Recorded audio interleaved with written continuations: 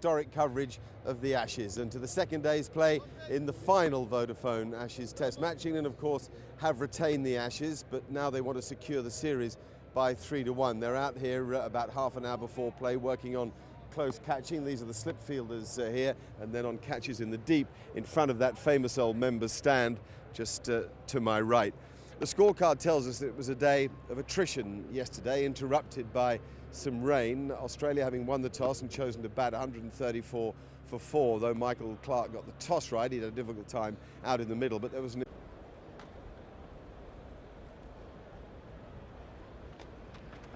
What a wicket for England. Well, that was just building up the pressure on Hussey. He'd thrown a few balls out there for the drive. Hussey just missed timing a little bit. As I said, when runs are hard to come by, that so often happens. And then instead of pushing one across him, just brought it back into him a little bit, found the inside edge onto the stumps, and that's very thoughtful bowling from Paul Collingwood. Just what his captain wants. Thanks a lot, mate. Now you're off. The new ball's on. It's 6 for 171. And that's what you like to see coming towards you. 8 for 189. He's only made that 62 in Perth a couple of test matches ago, and apart from that, he's made a lot of low scores in this series and leading up to this series. He's now got 39 to his name and not far from another half century. And he's gone for it. It's gone long, very, very long. That's a beauty. Straight down over, long on. And the crowd loving this partnership. 98 overs gone. 8 for 250.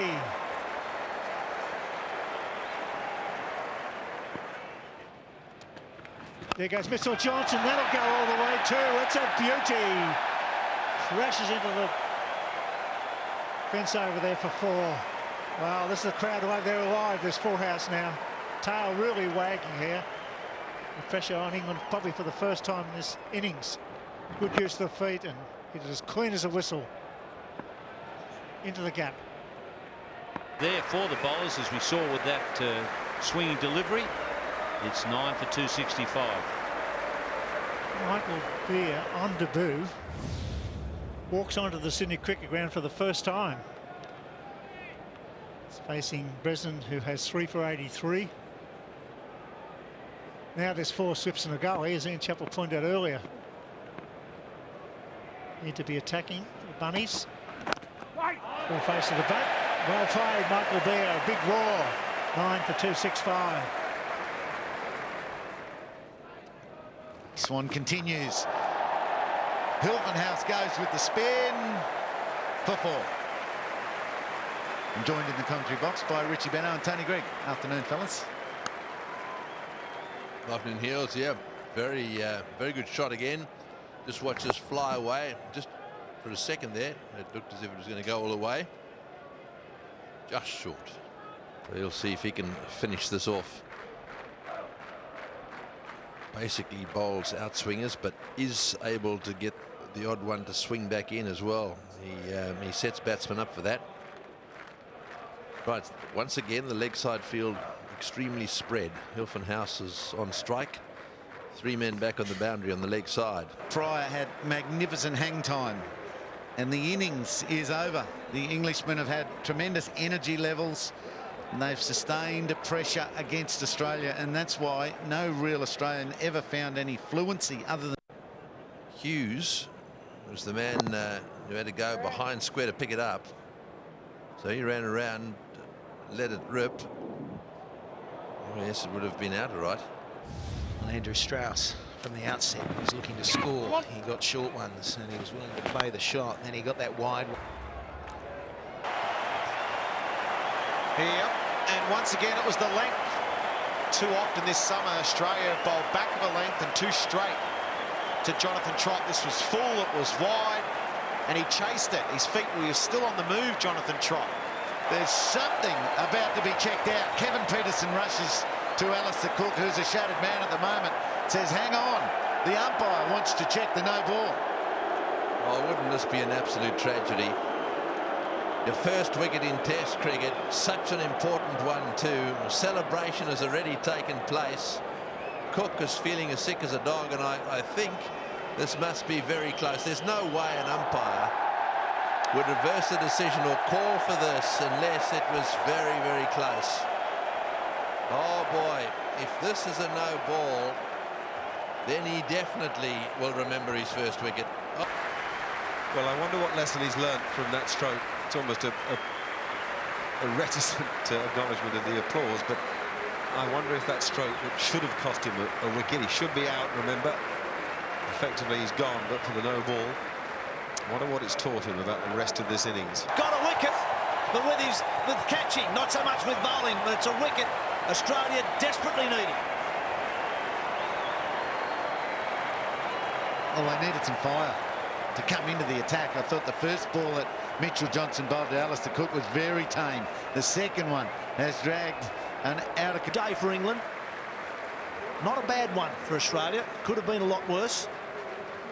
As I mentioned, in the end, Australia were bowled out today for 280 after being at one stage 8 for just over 180, so they won't be displeased. England in reply, 3 for 167. Commanding position in the 5th Ashes Test. They lead the Australians by 208 runs after reaching 488 for 7 at the end of the 3rd day. Once again, Alastair Cook played a starring role with his 3rd century of the series. From Sydney, here's our sports correspondent, James Pearce. You don't even have to buy one if you want to. Pink was the colour today. Spectators dressing up to raise awareness of breast cancer. Special caps for the English players handed to the former Australian bowler Glenn McGrath, whose wife died of the disease 2.5 years ago. England charitable off the pitch, but rarely on it. The 3rd day. Once again, Alastair Cook played a starring role with his 3rd century of the series.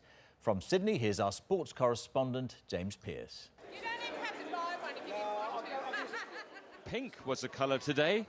Spectators dressing up to raise awareness of breast cancer.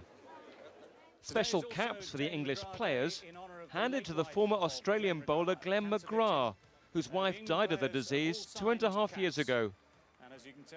England charitable off the pitch, but rarely on it. Yes, night watchman Jimmy Anderson was out early on, but from that moment, the tourists were miserly.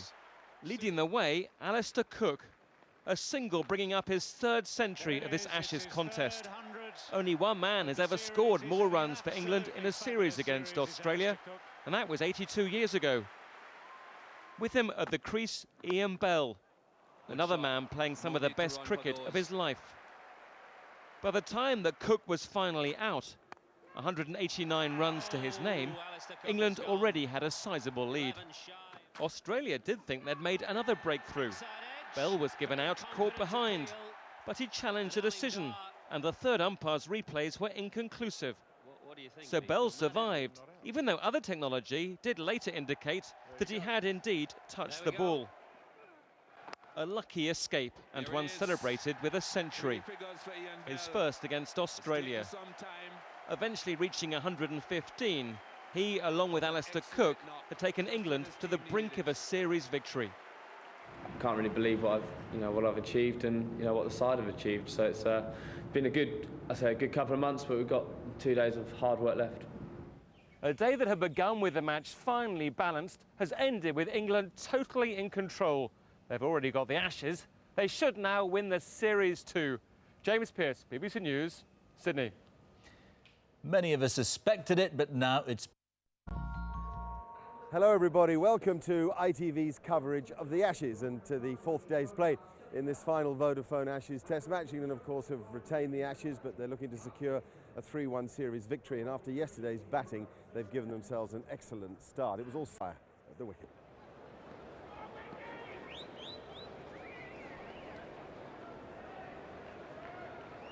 Good conditions here. Pitch has gone straw-coloured. All that green that was hinting in it was, well, it was pretty much gone yesterday, but it really does look straw-coloured today.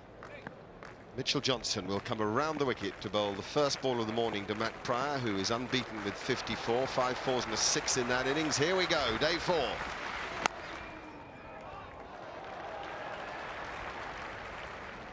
We have some news. There's a little huddle by the England team this morning. Andrew Strauss says a few words, and they relate to the man in profile there, 34-year-old Paul Collingwood, who announced his retirement from Test match cricket this morning. He will complete the match. He's not off to the beach, but he'll continue also to play one-day cricket for England, and he will continue to be the captain of the 2020 side. He led England to the 2020 World Cup title in the Caribbean just a little less than a year ago, playing Australia in the final, of course, and Collingwood will continue his role in all forms of one-day cricket. He finishes as a Test match batsman with 4,259 runs, an average of a tad over 40. A higher score of 206 made at the Adelaide Oval against the Australians 4 years ago, a match that England went on to lose. He's taken 96 catches and 17 wickets, one of them Michael Hussey just a couple of days back. Oh, just out of the reach of Michael Hussey. 500 comes for England in unconvincing fashion, but overall it's been a thoroughly convincing performance. And shot, he's broken the shackles there. That's a ripper. Hit it on the up through the gap of cover. Well, he literally took the long handle to that one. He seems to have quite a high grip on the bat. I think perhaps Bresnan's been trying to hit the ball a bit too hard. Bill talked about the way he's been mistiming. That often happens. You mistime a few and then you try and hit it harder and you mistime the ball more. But on that occasion he didn't try and hit it so hard, and it worked.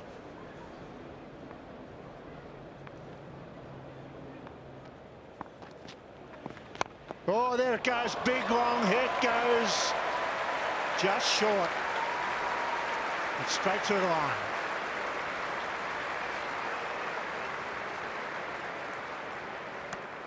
Well, he's a big, strong guy, Tim Bresnan. He's been a very, very handy cricketer for England. Contributed well with the ball, and now he's starting to show that he's got some ability with the bat. He also catches pretty well. Gone again and hit it well, not quite as well, but well enough. That's 4 more. Bresnan doing the job here. Moves to 30. 7 for 561.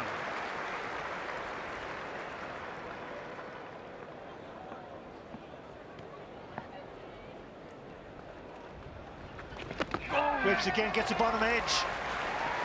Runs, it'll be. Pick up 2. 97. Once again, terrific running between wickets. They were really going, trying to push for 3. But Pryor was quick. After running 2, he was quick to put his hand up, let his partner know that there wasn't a third. They were obviously thinking 3 and talking 3 as they crossed. Pryor let him know very quickly, no, let's abort the 3. It's on 97. I think he throws it up there. Now the man at the sweep, that's Mitchell Johnson. After the horse has bolted by about 4 overs, Mitchell Johnson coming in now to get a top edge or cut off the shot. I think if he throws it up, Pryor will go down the ground. He's a topper batsman. Don't want to hang around on 97 for too long. Goes to cover. Great save. That would have been 4. Hussey. Wonderful effort.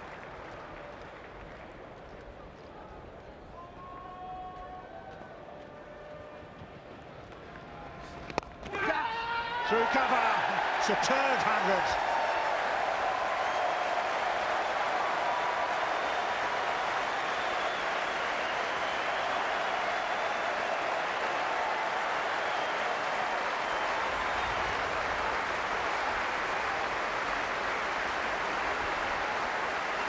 First 100 against Australia.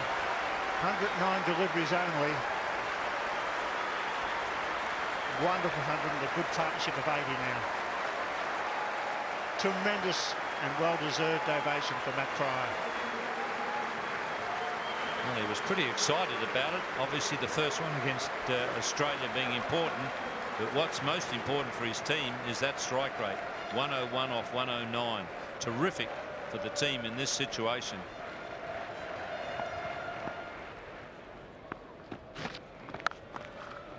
Struck nicely. There you go, the crispness of the new ball off the blade. Stop that. Maybe from an England point of view, it's not overrated, the third new ball, because Tim Bresnan just launched himself into that. And that was right out of the middle. So Michael Slater said, brand new, hard, shiny ball. Gee, it comes off the bat nice and quick too. That raced away across the turf.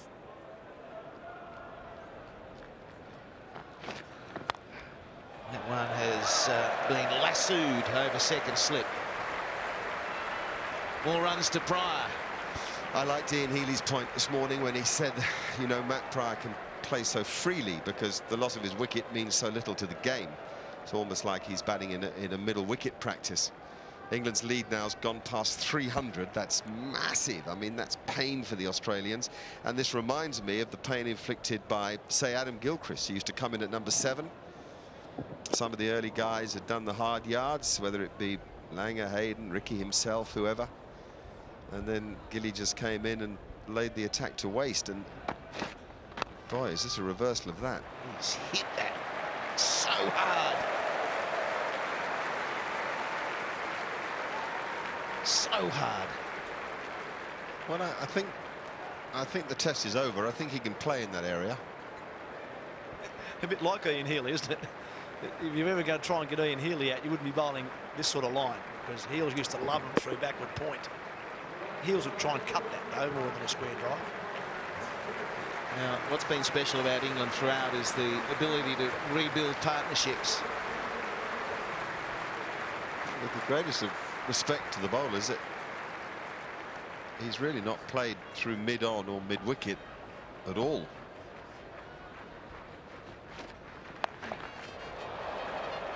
Big pull shot.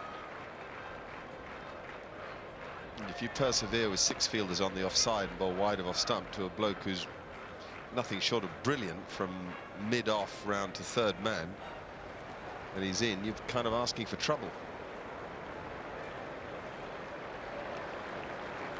Yeah, I think he's been particularly harsh on Mitchell Johnson, because the way Mitchell Johnson bowls makes it difficult for him to attack the stumps. That left arm slinging action. If he gets the ball at the stumps, he's really got to start it outside leg. He gets picked off through the leg side. So his natural angle is always to go across and to sling the ball wide of off stump. Edge and taken. Secure at second slip. And Mitch Johnson takes his 4th wicket. Nicely taken, Skip. That was a very good slips catch. Did go quickly to Michael Clarke's right hand. He moved well, pushed at it, second new ball, flew quickly. Clarke moved well, put 2 hands to it. Excellent catch. There's some good news for Australia and the stand-in captain Michael Clarke. A wicket. Bresnan, very useful 35. 8 for 589.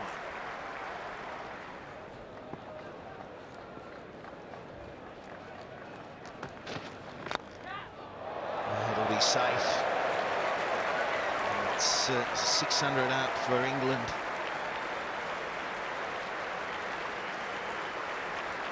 And that's the angle of Johnson. Outside edge, he went for it and it flew over the top. There's an edge and gone. There's the 9th wicket. Pryor just trying to guide that over the slip region. And however, just hold there for a moment. We might just check another no ball. Billy Bowden is not sure whether he overstepped the mark. And I reckon he's on the line, or is there half a millimetre behind the white line? I'm not sure there was. I think Pryor's going to be called back for the 2nd time in the series. Who gets the doubt on this one? Because the line is gone, and you can... It's going to be interesting to see who actually gets the benefit of the doubt. Does the bowler get the benefit of the doubt on the no ball call? Because that's very close to this. Let's have a look. When it first lands, and even then when he pushes back, is there a little bit of leather back behind the line? I reckon when it first lands there might be. Just a case to say a little bit was behind the line. It's close. Real close. Yeah, Hilford House, 36 overs, has not bowled a no ball as yet. And I think the first contact, is that behind the line? I reckon that's okay. Just about okay. It's his second. And Matt Pryor's wonderful innings comes to an end. However, just hold there for a moment. We might just check another no ball. Billy Bowden is not sure whether he overstepped the mark. And I reckon he's on the line, or is there half a millimetre behind the white line? I'm not sure there was. I think Pryor's going to be called back for the second time in the series. Who gets the doubt on this one? Because the line is gone, and you can... It's going to be interesting to see who actually gets the benefit of the doubt. Does the bowler get the benefit of the doubt on the no ball call? Because that's very close, this. Let's have a look. When it first lands, and even then when he pushes back, is there a little bit of leather back behind the line? I reckon when it first lands, there might be. Just a case to say a little bit was behind the line. It's close, real close. Yeah, Hilford House, 36 overs, has not bowled a no ball as yet. And I think the first contact, is that behind the line? I reckon that's okay. Just about okay. Yeah, that first contact is behind the line, isn't it? And that is okay. It can't be given a no ball, I don't think. I hope not. Well, it certainly further exaggerates Mr. Benno's point about the front foot no ball law. We never thought it would do it this way. Out. Matt Pryor's out. Caught at the wicket.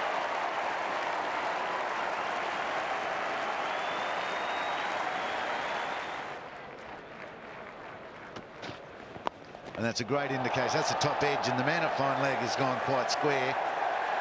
So he'll pick up 6. It's a decent top edge. But the hard work of yesterday with Bell and Cook has translated into some joy today for the lower order English batsmen. Lovely to watch Tail playing like this. This is how they should play. Oh, that one's over the top. He's gone straight of mid-off, this time just straight over. He's a very dangerous lower order player, Graham Swan, because of this. He's got a good defence. He can keep the good balls out. But you bowl him anything that looks like a half volley around off stump, and he'll either go over mid-off, over cover, or occasionally he'll hit it along the ground. But he hits a lot of boundaries for a lower order player. Well, what a great session by England. A big tick in that session box for them. 2 for 148. 148 in a session. 150-minute session. So it's been magnificent entertainment once again by the English.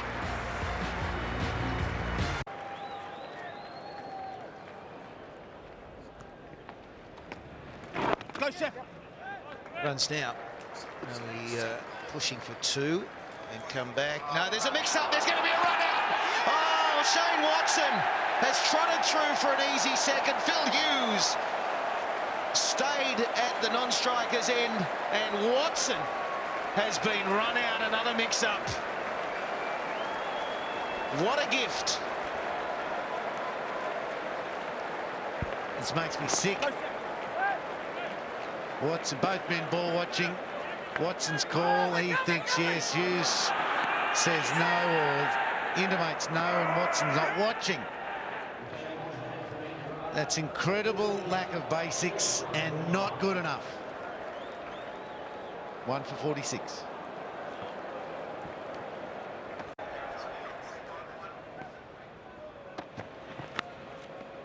Oh, that's out. That's out. He's got him beautifully taken. That's a very good delivery.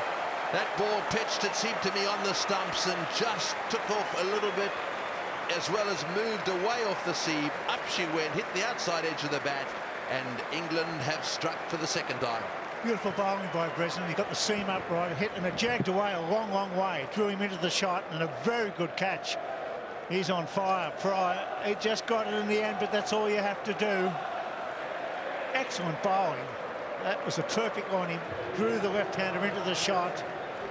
moved off the seam, good carry to the keeper, and all of a sudden it's 2 for 52. Down the wicket he goes, and he smashes it.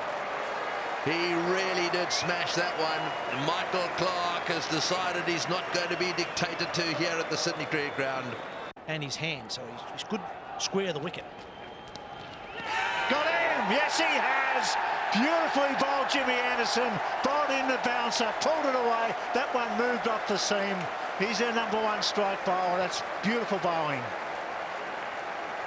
There have been 2 wickets today, one taken by Bresnan and that one by Anderson. Really good bowling, thoughtful bowling, and pacey as well.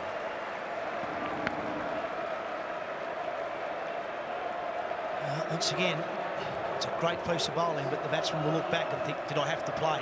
Pushed it a wide one, got a short ball, the previous one, hit it for 4.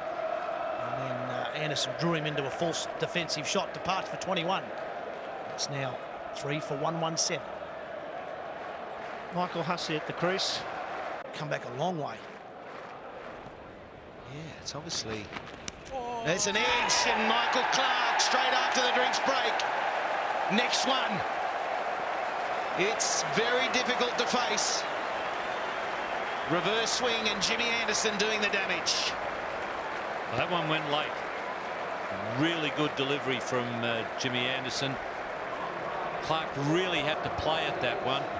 He'd set him up with some in-swing, and it's pitched around about off stump. You can't be letting that go, and it just, instead of coming back in, it tailed away, got the edge. That really is beautiful bowling. So Clarke is gone. Australia 4 for 124. Well, 23 overs, none for 58. Maybe a Collingwood or Tremlett from that end, something different.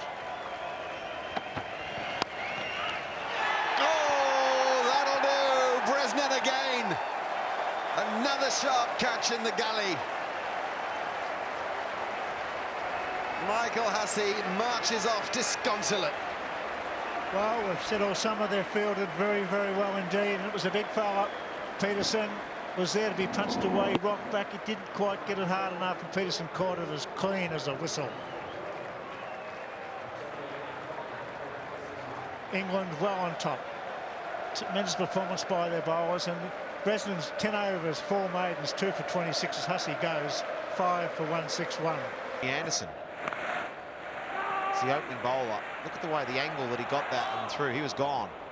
Gone for all money.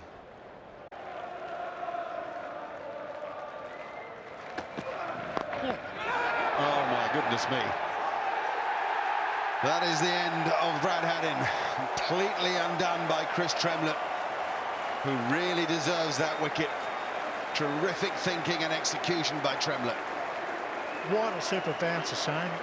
We talked about Tremlett. He's only got the 1 wicket in the match before this. Informed Brad Haddin. He got him with just a bouncer. Wasn't all that short. He dug it in. Up it comes. There goes Haddin trying to play a hook shot. Got the top edge of the bat. Flew high.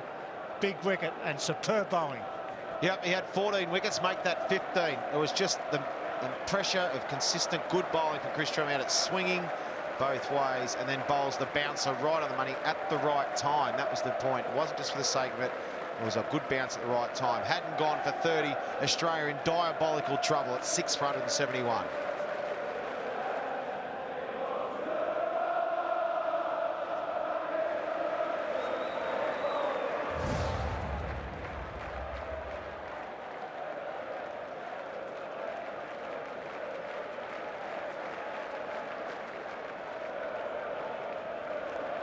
Johnson has made his way out to the middle. It's a cauldron for the Aussies.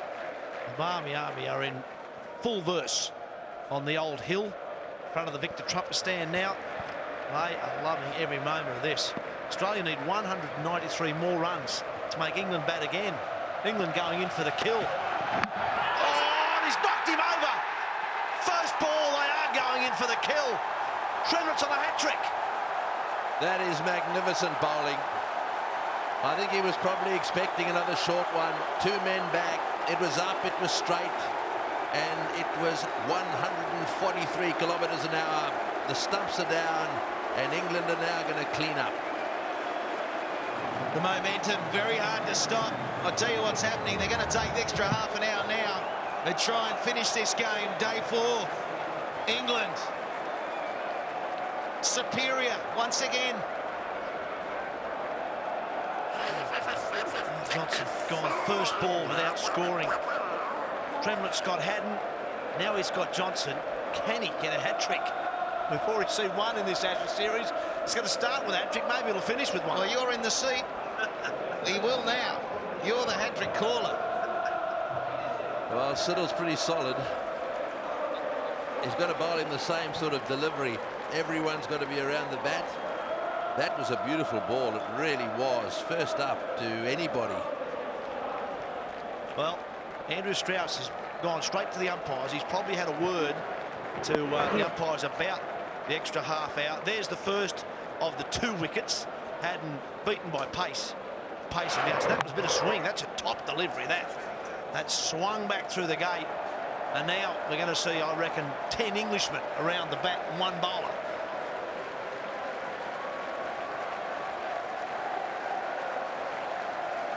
Well, they're having a discussion now about what he should bowl. If I was the bowler, I'd be making up my own mind about this. And I reckon it's got to be straight. Whatever else he does, forget the bounces, it's got to be at the stumps, because there might be some pad there. You can get LBW, you can get a neck, anything. Yeah, he's got to hit the pegs, doesn't he? And if the pads are there, LBW, whatever it is. As Warney said to you when Siddle was bowling, Tubby, get ready. Get the tonsils ready. Well, it was Peter Siddle who was bowling in Brisbane about, what, 4 weeks ago, when he picked up a hat-trick. I think that's what Warney said to me, get the tonsils ready. Well, here we go. Tremlett on a hat-trick. Oh, it's a good delivery. She did everything right, Tremlett. Yorker straight. Siddle was just good enough to keep it out. What a quality delivery for a hat-trick ball. Oh, Siddle thought, no, buddy, I'm the only one getting a hat-trick in this series. Jams it out. It was a terrific ball from Tremlett. Gave himself a chance. And very well played by Siddle as well.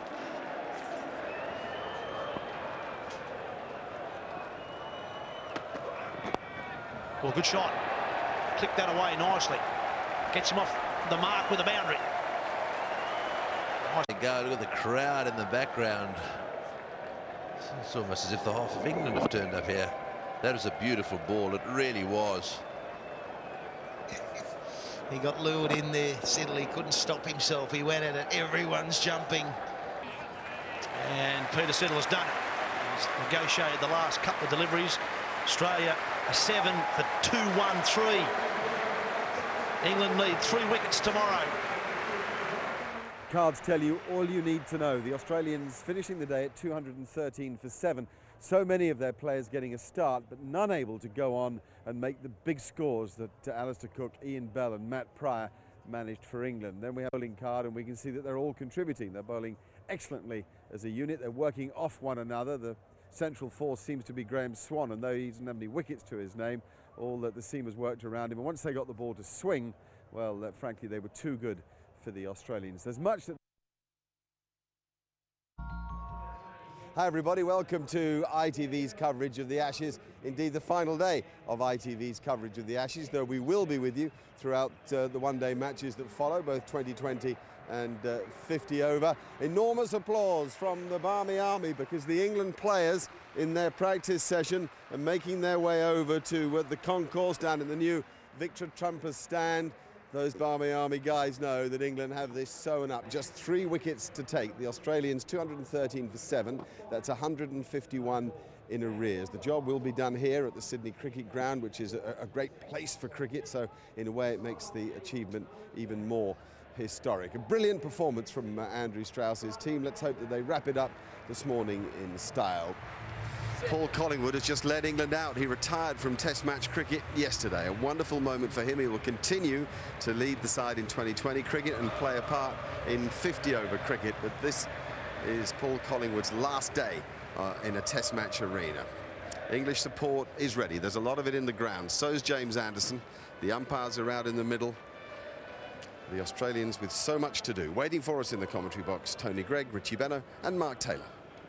Thank you, Mark, and it's a warm welcome to everybody. The sun is now shining after a little bit of drizzle.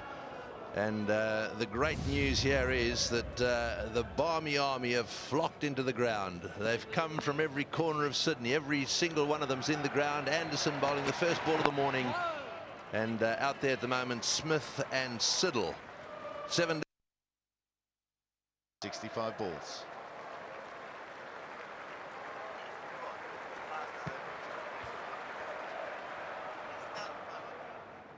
Figures make unhappy reading for Australian cricket lovers. Here's Ben Hilfenhaus. It's been a sense of just how hard it is to get a job done when everybody tells you you've already won the match. England coming back out on a couple of occasions after rain delays and finding it hard to lift themselves to the level of intensity that they found yesterday, where they played outstanding cricket during the afternoon. 2 wickets needed now. An advantage still of 107, and if they won this match by an innings, that would be all 3 wins in the series by an innings. Huge margins. Oh, that's good. Bresnan's good.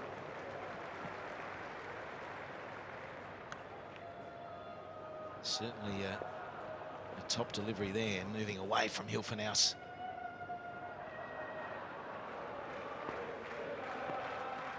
Test match. It's a healthy number in the Sydney Cricket Ground. It's all red, white and blue, though. No, there is a slight Australian contingent. Still a fair bit of pink, actually. People continuing what they started a couple of days back on Jane McGrath Day. Yeah, it's been magnificent, hasn't it? It's the whole test match now. That's a pink test match, even though day 3 is the big day. Glenn said with us on television yesterday afternoon that it was now through these matches, 3 of them that they've done, it's a figure of 1.1 million. It's been raised, and that's why they've been able to employ so many more nurses and carers. Steve Smith has 43, and not out 50 is what Ian Chappell just talked about, and how much respect he'd gain from that.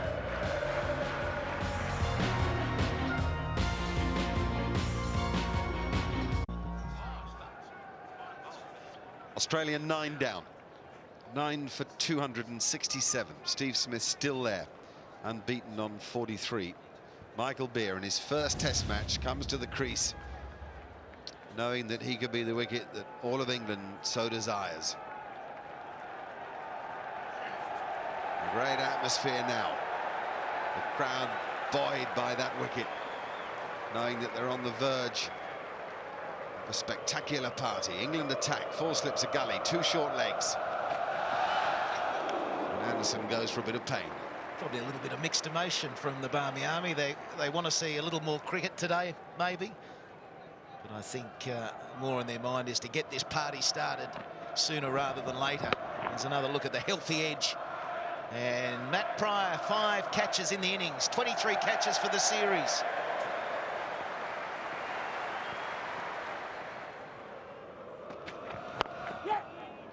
Michael Beer off the mark, and confidently too.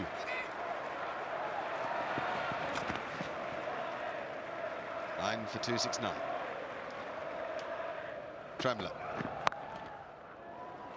Steve Smith with great power. That's what we'll see a lot of in the one-day games that are to come. Of course, we're bringing you 2 2020s and then 7 50-over games between Australia and England, and Steve Smith will play a part in that Australian outfit. He loves carving the ball through the offside. He loves fielding in the deep. He's a good all-round fielder, but loves racing around that boundary.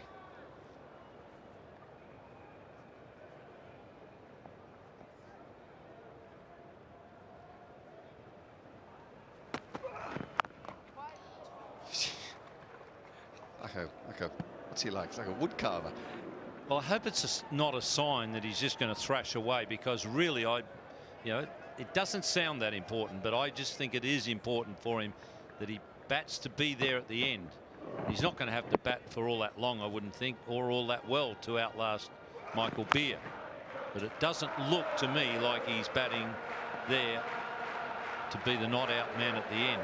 Maybe he's just trying to get his fifth. Batsman, he just you know, all this stuff about getting your left side out of the way and therefore opening up 360 with a flamboyant pickup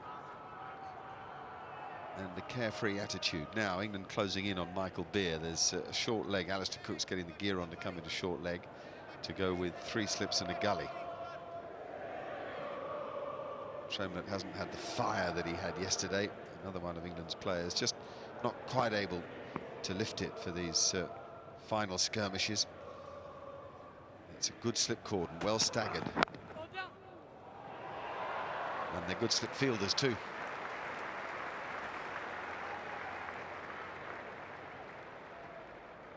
Can it be James Anderson who would deservedly, if he did take the final wicket, finish off the Test series? He's been the standout bowler.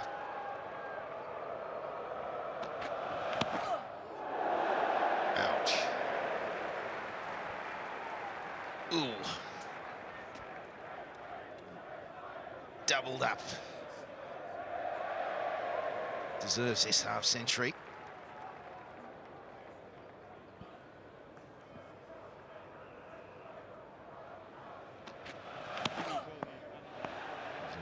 Hugh Jackman in the Earl of Twirl experience.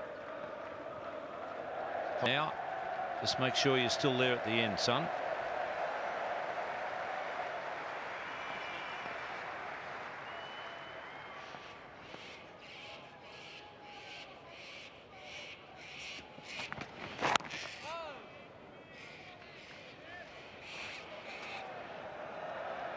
We've talked about the bowlers taking a bit of a hammering for Australia.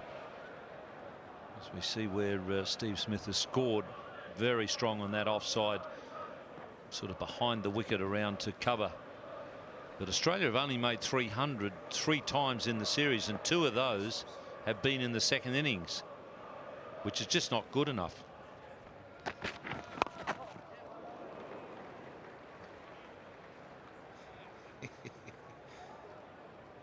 He's still trying to thrash a little bit. He's got to stay there, not out. I'm with you, chaps. I think it's important that he doesn't throw it away. He's batted with great courage, and I think everyone who's witnessed this innings can see that he can play. He gets himself into a strong base position to play the cut and the pull from the same footwork. And now Beer's on strike. 3 slips. Sprightly in all positions, but most importantly affecting the run out that Ian Chappell spoke about just before play began. The run out in Adelaide set the tone for that match, reduced Australia to 3 for 2, a position from which they never recovered. Trott has played particularly well with the bat, but he is a good example of the other things that England have focused on and improved upon, all of which have come together during this series.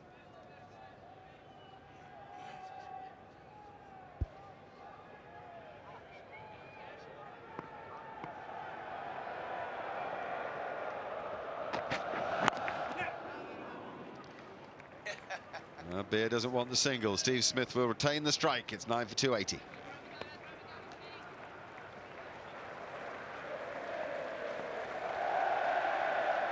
A lot of people getting in but not going on. That's been a familiar theme. Ian Chappell just pointing out that only twice in the series have the Australians passed 300.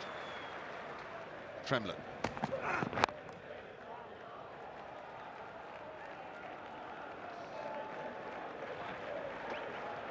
England have passed 500 on 4 occasions.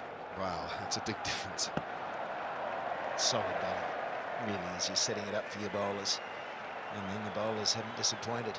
But with those sort of runs consistently being churned out, you're setting a great foundation. Smith now, he continues to play his shots. Maybe he's trying to get to 100.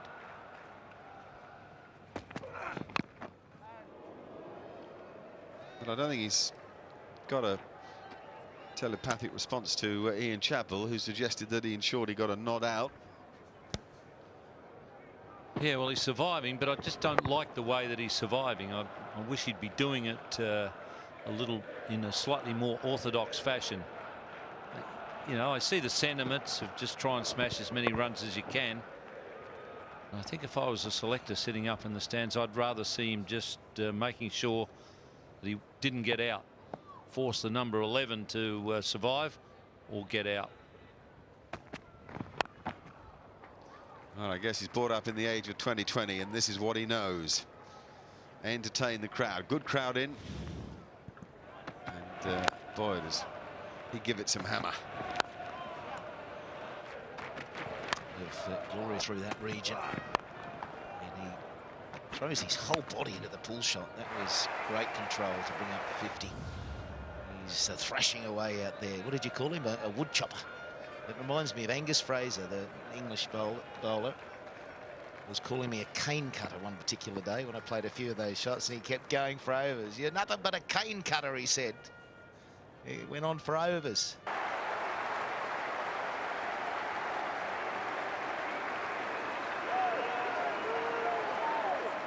There will be many emotional moments.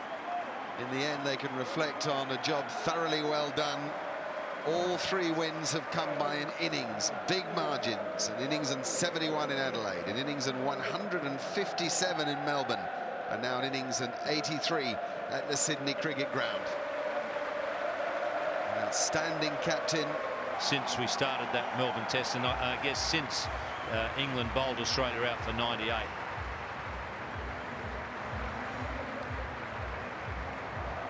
It's a very fitting scoreline. I thought it was going to be a lot closer as well. Ian, at the start of the series, I thought it'd be a blow-for-blow set-up, and might have even been a drawn series, which would always mean England retained the little urn. But 3-1 is fitting, given that England, as we keep saying, far superior in every aspect. And once they got a stranglehold, they didn't let up. They had the blip at the Wacker, and were able to come back so strongly in the Boxing Day Test match, and they continued that form here. So well played, England. You thoroughly deserve the partying that's going to go on long into the night, because the application, the focus, the execution has been extraordinary right through this summer.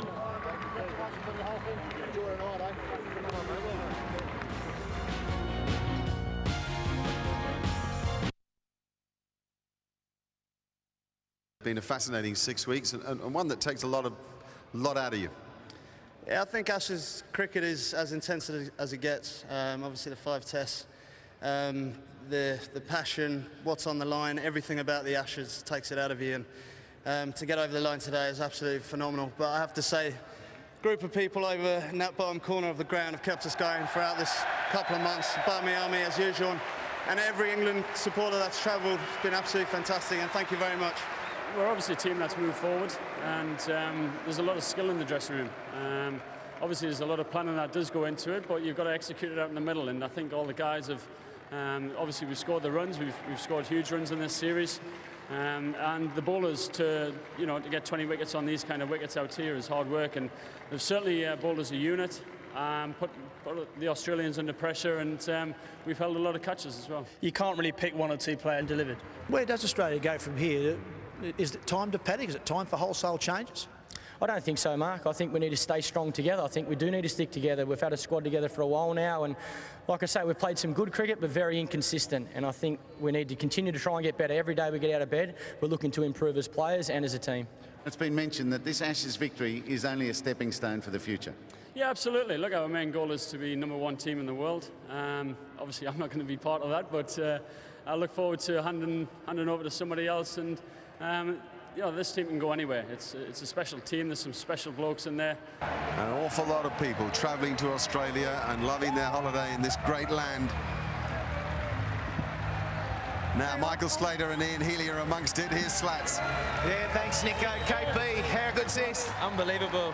Compared to last time, it's just unreal really. We obviously experienced 2005 in the UK. This surpasses that in a big way. Winning away from home, incredible. You've got to hand it to your supporters, the Barmy Army. Listen to them go. Oh, mate, they're unbelievable. I mean, to be fair, when we lost 5-0, they weren't this loud, but they were pretty loud. We've got some incredible support, and at home, I know our support is incredible as well. Can you believe it was 3-1? You've tamed Australian conditions. You've tamed the Aussies at home. It's pretty unreal, really, and it's not just 3-1. It's innings defeats as well, which is quite unreal, really. We would have taken 1-0, we would have taken 2-1, 3-1 is unbelievable, and hats go off to the preparation we put into this tour and all the teamwork and every single person doing a job. Absolutely, mate. I don't want to take away from your team. Go in there and enjoy it, mate. Well deserved. Over to you, Heels.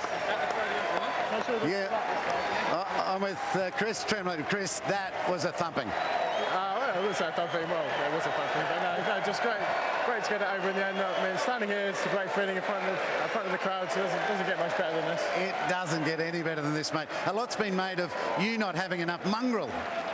Is it something you've worked on, or just come out with the confidence of this team? I think just as experience and more I played, it's just sort of something that's come a bit more natural. Probably with confidence as well, just backing my ability a bit more. But no, I tried to let the ball do the talking, which series it has. So just for the confidence at the moment, and hopefully take it forward from here. Other than this atmosphere, what do you like most about this series thumping?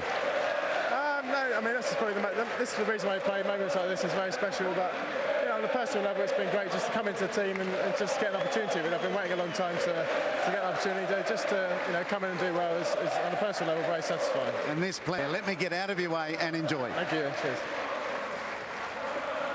Behind me, the England team get together to celebrate the little urn. It's theirs, retained here, and now winning here at the Sydney Cricket Ground by 3-1. Fabulous scenes, a thoroughly deserved win by England, completely outplaying Australia in all departments of the game. Wonderfully well led by Andrew Strauss, and working away behind the scenes, Andy Flower has proved to be the ideal choice as coach. And to finish with, the man of the series and the winner of the Compton Miller Medal. Quite an achievement by Alastair Cook. What a tour it's been for you.